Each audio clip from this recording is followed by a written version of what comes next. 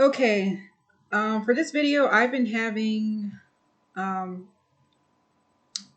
this subject. I've been like planning.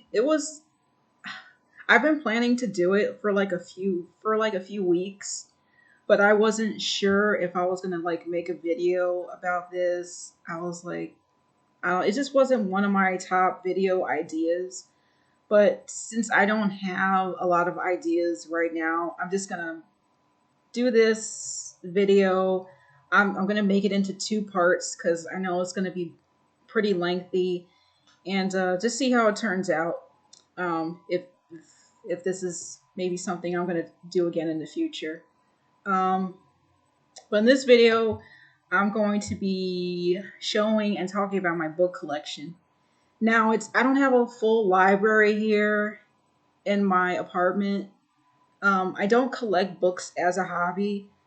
I don't reading really isn't a hobby of mine. It's just over the years I've come to believe that I'm more of a visual learner. Like I'd rather watch videos um, if I'm going to learn about a new subject. But because I am in college, reading of course is um, very important. It's part of the curriculum, and I agree with that. And literacy is very low in this country, so I try not to take that for granted. Um, but overall, just reading really isn't my thing. I don't really like doing it a lot. But yeah. Anyways, so yeah, I'm just gonna be showing my book collection. Now, most of these books are from my college classes, and I'm a political science major, so that's what the majority of my books are about, dealing with politics. And yeah, there's quite a lot to get through. Like I said, I don't have like a humongous collection, but there are quite a few books that I collected over the years. And I'm collecting even more too. Like, I know this might sound like kind of weird, but um, I've been wanting to call my elementary school and my high school to see if they still have like the list of books that I use when I went to elementary school, which is like almost 20 years ago, and then high school is like about a decade ago. So I'm not even sure if it's possible to get that list of books. I'm not even sure if they still like have that or like even have that in their system. I don't know how that works. But I did want to get those books because like they're still important to me. I want to have like all books from when I first started my education up until now. And like even now I don't have all of the books that I want, but like that's the I don't know, the little project that I'm doing right now. And so yeah, I'm still collecting, but I don't go to bookstores and just like, uh look for books to purchase. I don't even go to the library and do that. If I'm at the library, if I check out books, it's for like for school, like if I'm doing research for a paper, uh, or for a project or something. But other than that, I don't read on my spare time. But yeah. So I keep all of my books in like a storage container under my bed. I haven't gotten bookshelves for them yet.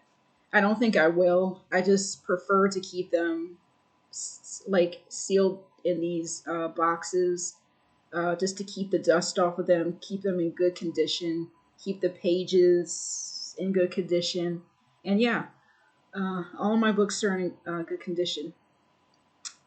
So, oh yeah, what else?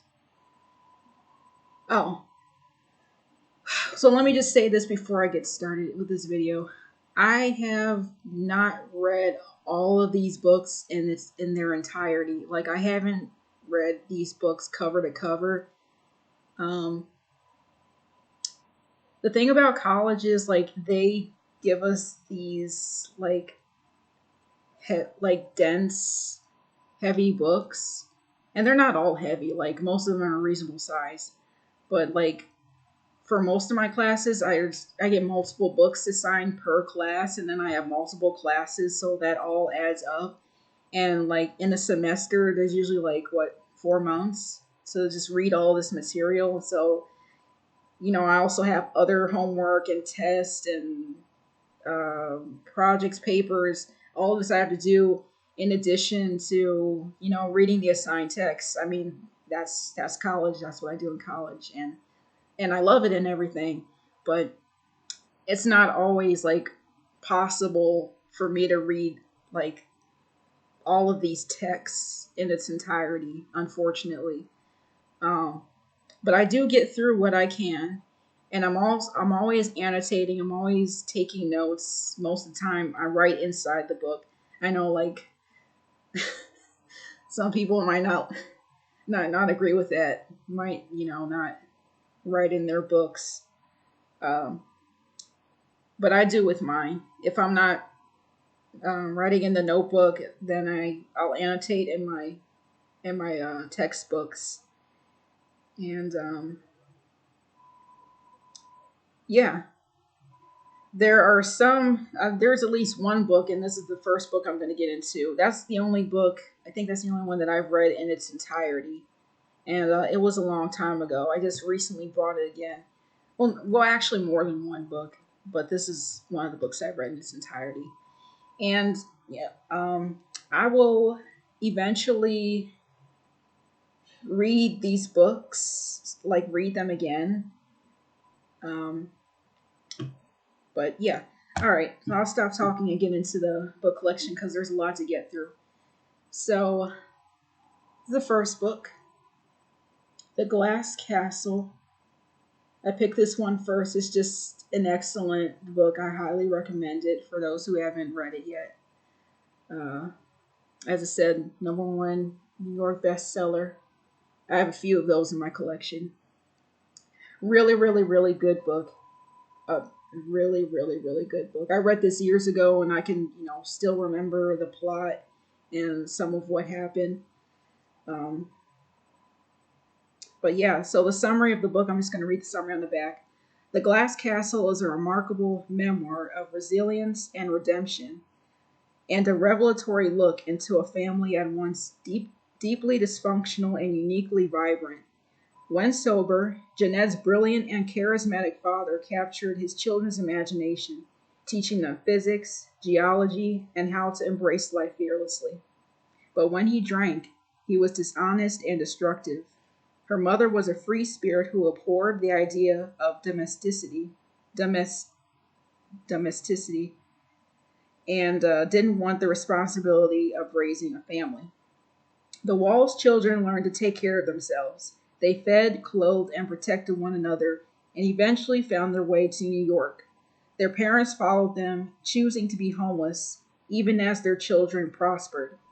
The Glass Castle is truly astonishing, a memoir permeated by the intense love of a peculiar but loyal family. And yeah, written by Jeanette Walls. And so, yeah, that summary just said everything that I wanted to say about this book. It's just a really astonishing book. Um, it was given to me by my dad's boss, and so I read it, and just the beginning just automatically captured my attention. I just couldn't. It's one of those books that you just can't put down once you start reading it. I read it in like a really short amount of time, like I don't know, like a week or two. I just I was glued to this book all the time. It's got like how many pages does this have? Oh, they don't number the pages. The pages aren't numbered. Oh, yes, they are.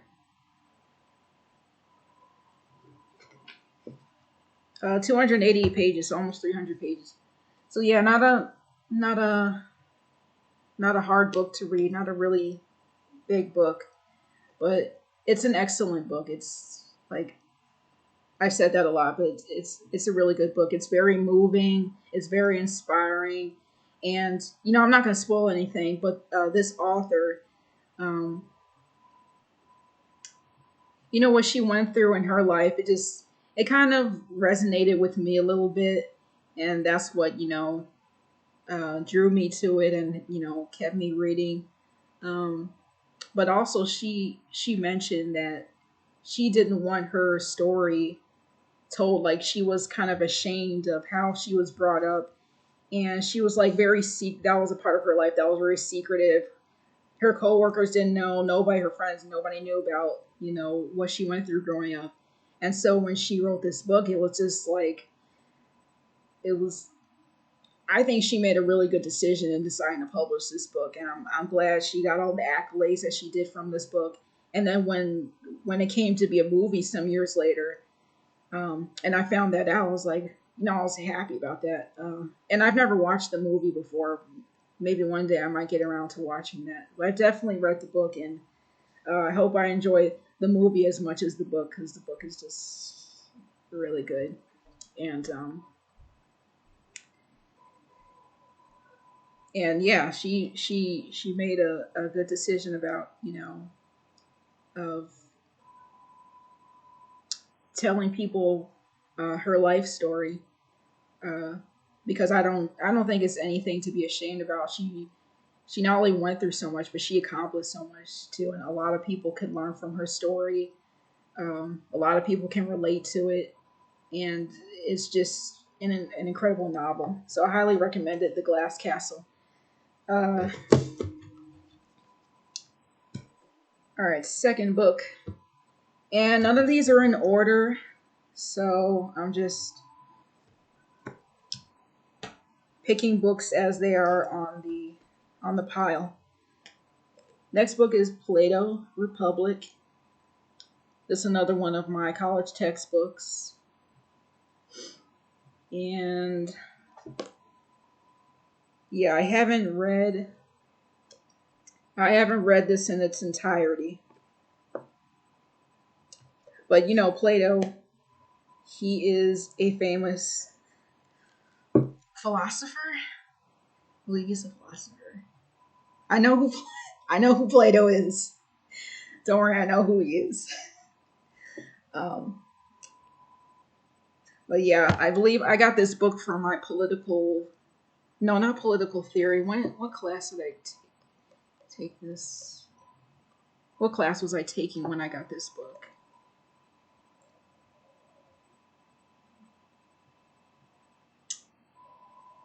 It was either political theory or, oh, I've taken so many classes I can't keep track of them. It was in one of my political science classes. Uh, yeah.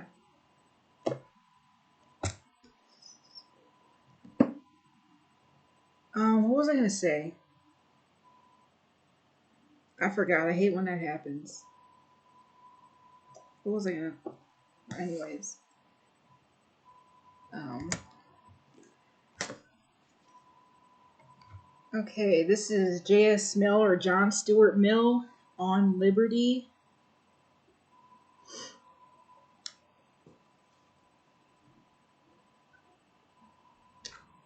Yep, he is.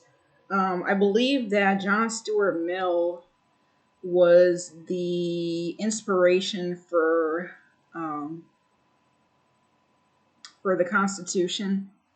I think the founders took inspiration from John Stuart Mill on writing the U.S. Constitution,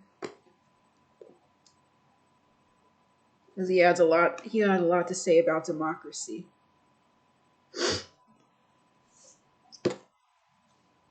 Okay. Uh, this is my least favorite. The Color of Law. New York Times bestseller. Don't know why, but okay. A Forgotten History of How Our Government Segregated America by Richard Rothstein. Uh, yeah. So I only read. Oh, this is social science. Yeah, sounds like it. I only read this because I had to. I didn't like. I don't know. I barely even read this book. Uh, I don't know. Some of my political science classes, because all the schools I've gone to, they're liberal schools. So there's and this school. Um, this I took this class. I don't even remember what class was. Did I take this? I don't remember. But I was at Roosevelt University, and that is a social. That's a school that's focused on social justice issues like racism, uh, sexism, whatever else social justice focuses on. Um, and yeah, but racism and that was a main focus in a lot of my classes, no matter what class that I took. And yeah, some of my political science classes that also came up a lot. So don't ask me much about this book because I don't know what this book is about.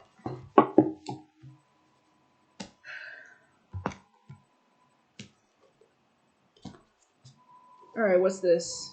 Oh, this is another good one. Well, another important one.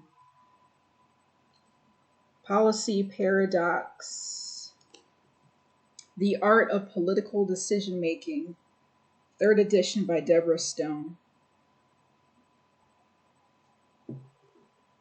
Yep. Um, and that's one of the focuses that that's one of like focuses that I want to like focus on in my major is policy, because that's in political science. That's what I want to do. Like political science, I was thinking about like when I go back to school, not completely changing my major, but like, well, yeah, I'm going to change it to policy. Is that the full name of it? Policy? I think it's policy something. I don't know. It's policy, but that's because I want to like change the laws, especially the existing laws that aren't working right now. That's what I always envision myself doing in politics. Excuse me, is changing the laws or making new laws. I know Congress does that. I mean, they make the laws. Um, I don't know. Maybe Congress might be might be where I want to start. So 'cause I know I just can't jump all the way to the presidency, and I want to work. I'm gonna have to work my way up there, and that's what I want to do. I want to work my way up there, so I just get experience.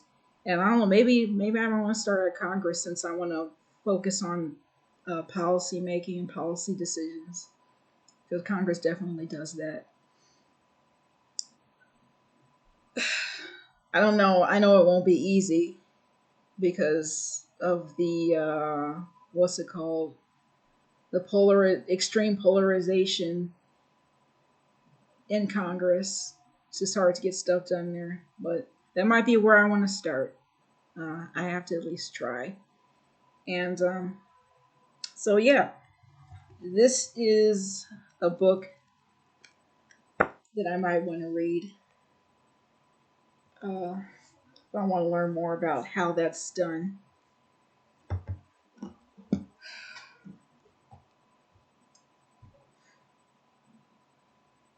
I think I have my transcripts. Actually, no, I don't. Well, I have some of them. I should have brought those out with me. I think I might. I don't know. I might bring that out, my transcripts, if I have those, my college transcripts, when I do the part two of this video, because I'm trying to figure out which classes I had for which books, and it'll just make it a little easier to talk about the books if I have, with the class. Um, Help me out with that. Well, yeah, political science is just, I took it in undergrad, and don't get me wrong, it's a great major. Like it's harder than what I thought it would be, and but it's just a little bit too general for me. I'm trying to like narrow my focus within a specific area of political science, and policy is definitely it. So I think if I do go to graduate school, um, I might change my major from political science to policy. So it's still within the political science realm. It's just going to be like more focused in that specific area instead of just instead of political science, which is more broad. Okay, next book. A lot of people might have seen or heard of this book, The Joy Luck Club by Amy Tan. Isn't this a bestseller too? No, I thought it was a bestseller. Um, yeah, I read this uh, in high school, so a long time ago. This was required reading, and yeah, for almost 40 years, the members of the Joy Luck Club have met to play mahjong, eat Chinese delicacies, and brag about their children.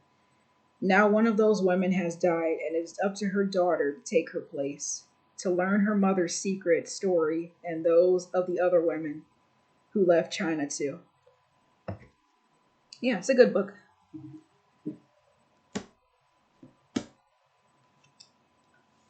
I have some of these books mixed in.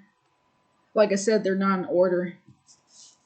They're just all my high school texts and college texts are just mixed in with each other. I don't have them separated. I don't think I am going to separate them. As long as I have all of my books together, and as long as I keep them in good condition, that's all I'm concerned about. All right, going on 22 minutes. Got about three, four, five more books left in this part. And then, like I said, I'm going to make a part two. So after these five books, I think I'm going to end the video after that. And then bring out my other, all my other books, which is this is a lot larger pile than this one. This is just like a few handful. So, Mouse. This probably should have been the second one that I brought out. A lot of you might have heard of this one too, or read it. Oh, I wanted to get into this because there's been some controversy with this book, especially today. Um, I saw this book in a picture on in the library at my local library. I think they were having a talk about it, and the talk was called Freedom to Read. So it might have been about like, well, just let me explain. So I I think they banned this book in some schools in this country. I don't know like specifically which state or which schools, but I heard it was banned. And they banned some other books like the Bible. Not surprised there. Like I said in my other video, like Christianity is declining. So the fact that they banned the Bible in school when it should actually be required reading, um, that doesn't surprise me. But this is another book that was banned, Mouse. And um, it says something about like offending people, like it was graphic. Yeah, I think that was the issue. They said it was too graphic. Uh, but this is history.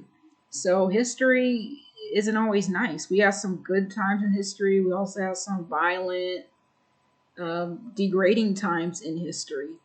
Uh, and this book really showcased that. Um, this book is about a survivor in the Nazi concentration camps during World War II, and his what was it? His son? Yeah, it was his son. He his dad told him the story, and he recorded it. And his son is an artist, and so he just made this graphic novel about his dad's experience as a constant as a survivor, um, as a Jewish survivor during in the Nazi concentration camps. And actually, this is the second book. I didn't show the bottom. This is part two. There are two parts to this um, series, and I'm trying to look for a summary because my summaries aren't always that great. Well, here's some reviews. The New York Times wrote an epic story told in tiny pictures. The Wall Street Journal wrote the most affecting and successful narrative ever done about the Holocaust. Yeah, it's a really good book. I remember reading this in high school. This was required reading uh, in my school. It wasn't it wasn't banned. It was required reading, which is good because like I said, this is history, and history isn't always pretty, but it is important to know about and to educate yourself about. And yeah, this provides a lot of history about what the Jews went through during World War II in Auschwitz and other concentration camps in Nazi Germany. Um, so yeah, I was talking about um, what him and also his wife was also. Well, I don't want to spoil the book or anything. But yeah, it was him and his wife, and also the Polish were also in prison in these camps. Gypsies, the mentally disabled, the physically disabled, um, basically anybody that wasn't a part of this pure, uh, like what was it called, German race or, but yeah, I think I see the first mouse at the bottom. Let me pull that out. Maybe I should put these books in order. Yeah, this is the first one.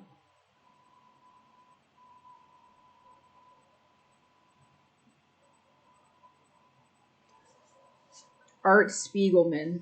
That is the author's name. My Father Bleeds History, A Survivor's Tale. That's the first part. Still not a summary, but it's basically the same thing. This is just this is where his journey starts, and this is a continuation of the journey. So yeah, but I really want to emphasize that they're banning the mouse books in schools now, and it's just really, really, really sad. This has been like a concerning trend in schools now. Like they're banning books that they shouldn't be banning, and then they're approving books that they shouldn't be approving, and that's been like this whole debate um, with uh, with parents and with the what's it called? There's this meeting they have. I forgot what it's called between the parents and the higher ups in the school. Basically, I forgot what that meeting's called. But during these meetings, the parents get to speak, and a lot of these parents are voicing their concerns about the agenda in these schools, teaching these kids about um, stuff that young kids have no business learning about. Stuff that's these books that are really sexual in nature, that are promoting the LGBTQ uh, lifestyle. And yeah, a lot of parents have been protesting about that, speaking up about it, which they very well should be doing. And then on the other hand, these schools are banning books that need to be taught in schools, and Mouse is definitely one of them. I'm glad that when I was in school, they didn't ban books like these. They were required material that we had to have, and I'm glad I still have them. They will remain in my library. The Miracle Worker, that's the next book. Another book I read in high school. This is probably like one of the shortest books that I have in my collection. So this is a play by William Gibson. So I guess this is like, yes, this is a play. The unforgettable, inspiring story of Helen Keller and the woman who set her free. So yeah, this is the story about, most of you should know about Helen Keller. She's an important historical figure. She was born blind, deaf, mute, um, and yeah, and she really struggled throughout her younger years, um, until this woman moved in to her family to help her, and I think her name was Annie. What was her Annie Sullivan, and yeah, she was a big part of helping Helen Keller uh, through these disabilities, many disabilities that she had, and she eventually helped her to communicate. It was very hard for her to do. There were like a lot of stressful, tough times. Um, but yeah, she eventually did it. And Helen Keller, I think she went on to become a speaker and an author. I'm not sure, but she did go on to become a very influential person in history because she overcame these obstacles. So, yep, The Miracle Worker. I believe this was a movie too. Okay, two more books. This is the next one. When Public Housing Was Paradise, Building Community in Chicago by J.S. First.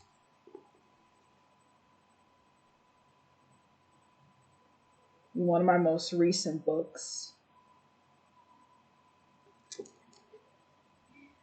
That's another area that I'm focusing on is poverty and public housing,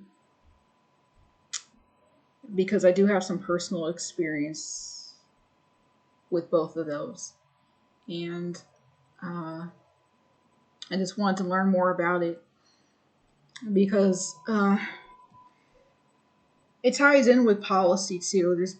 There's policy involving public housing and other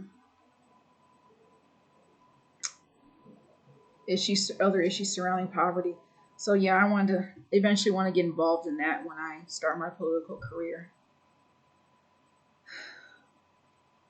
Yeah, it was really interesting. Um, I'm already over half an hour, but I'm just going to say a few things. I think this is the book where, hold on. Yeah, this was actually, I might get into this again at a later time, but I started reading this, um, and it was a class I was taking on about public housing. And it was a good class, but I was reading this book and it was like really interesting. I learned a lot of new, interesting things. And it was talking about the history of public housing, like the CHA, Chicago Housing Authority, and how it came to be and like why it changed so much over the years. And it was talking about this woman named Elizabeth Wood. And if I remember correctly, she started CHA and she was like the main person operating things there. And it just used to be, it was surprising reading about how it used to be like such a a strong community. There was a lot of community in these public housing areas, and people followed the rules. And it wasn't like it wasn't like Cabrini Green or the other housing projects like after Elizabeth Wood left, when it like became all dilapidated and everything started falling apart. It was because of the leadership that was involved in CHA uh, that kind of built this.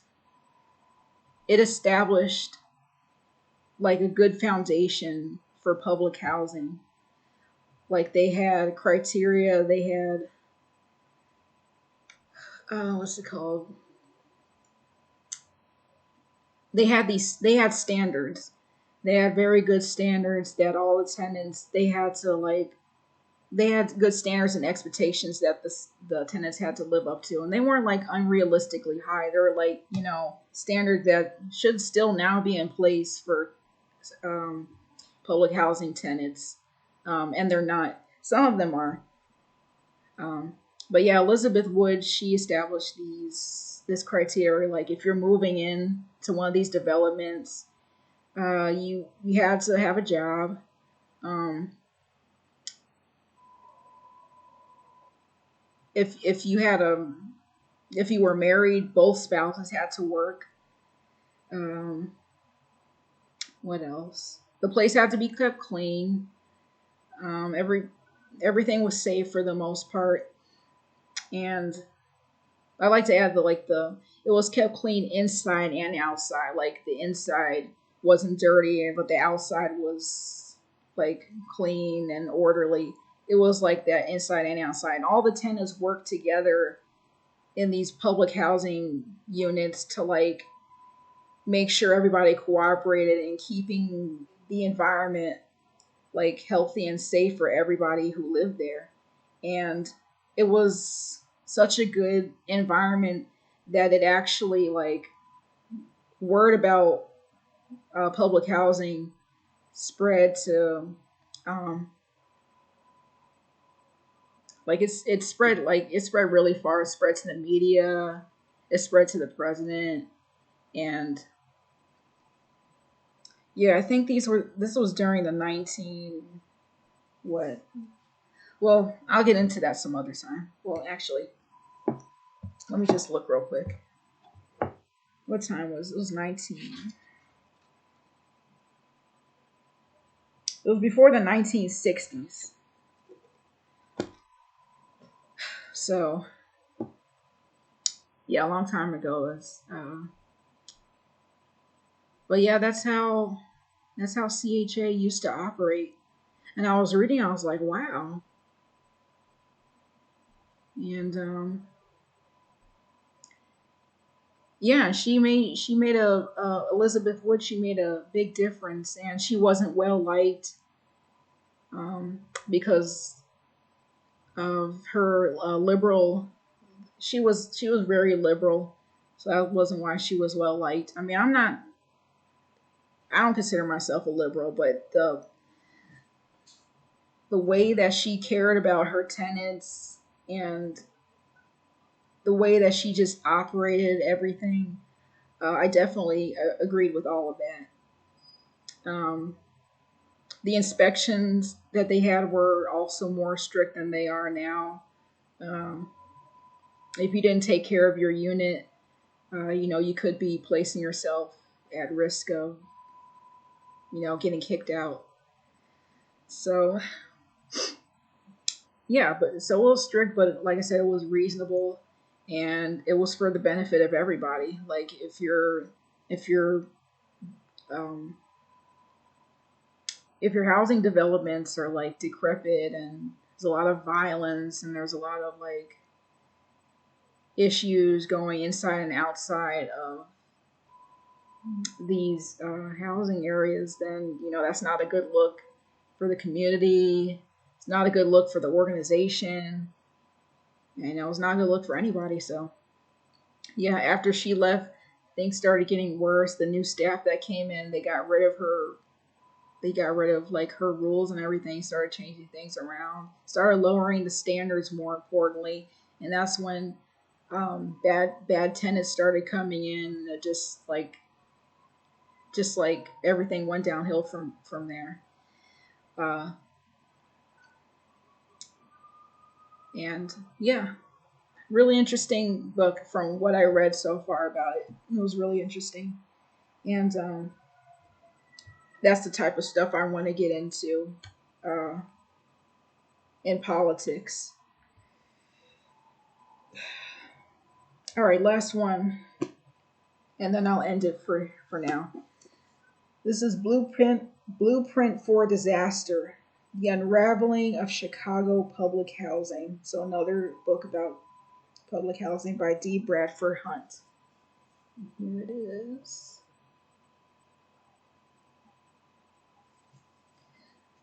Uh, I haven't read too much of this either, but I know I will in the future if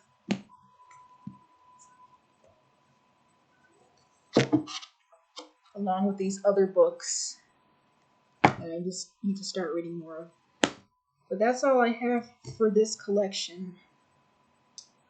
Don't want to make this video too much longer, and I'll see you in part 2 for the rest of my books.